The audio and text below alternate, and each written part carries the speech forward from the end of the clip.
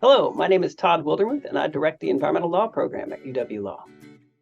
Can you give a brief overview of the U.S. Supreme Court case Sackett versus Environmental Protection Agency? Yes, this is a case about whether the federal government can regulate certain kinds of private property. In this case, specifically, the Sacketts own property that is 300 feet away from a lake and about 30 feet away from the nearest stream. The land is wetland, and they want to build on that. The county said they could, and the federal government then said they couldn't, and the Sacketts would still like to build there. What are the arguments for both sides? Yeah, the Sacketts believe that they should be able to develop this property and that the federal government should not be able to tell them no. Very specifically, they believe that the Clean Water Act does not allow the EPA to reach onto this kind of property. They would like to be able to develop it.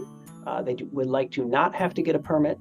And even if the federal government does have the authority to regulate this kind of property, the Sacketts believe that the rules around that, the development of these kind of wetlands are unclear and need to be clearer, and they would like the federal court to make them clearer.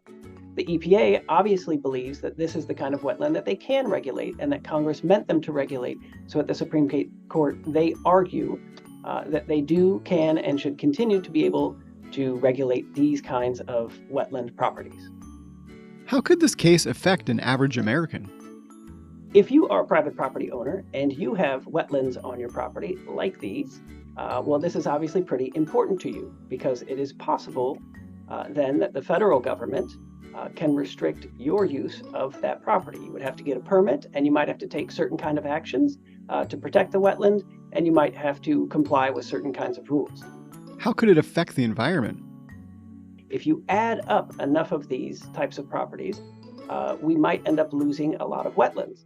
And wetlands are important because they filter water, they provide habitat for things that need wetlands, and they also control a certain amount of pollution through filtering. So if the federal government can't regulate them and states won't regulate them, then we may end up with fewer of these kinds of wetlands in the world, and they serve important functions. How could it affect the EPA? It really depends on what the court does. The court could have a very narrow ruling that limits, that maintains the status quo, or they could narrowly limit the scope of the EPA. Or, as this court has done lately, they could use this as an opportunity to rule more broadly on slightly bigger issues about how much the federal government can regulate environment generally.